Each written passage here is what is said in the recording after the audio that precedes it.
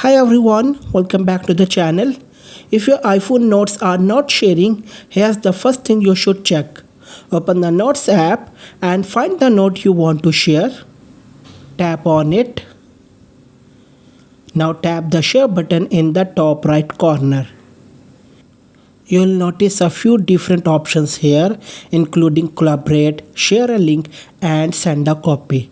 If you are simply trying to send the note to someone, make sure you choose send a copy. A lot of people accidentally select collaborate or copy link, and that's often why the note doesn't get shared the way they expect.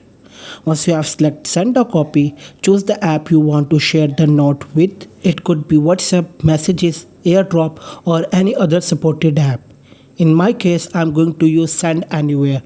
I'll tap Send Anywhere, and as you can see, the note starts sharing immediately.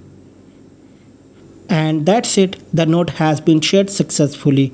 So if your iPhone notes are not sharing, double check that you are using send a copy instead of the other sharing options. For many users, that's all it takes to fix the problem.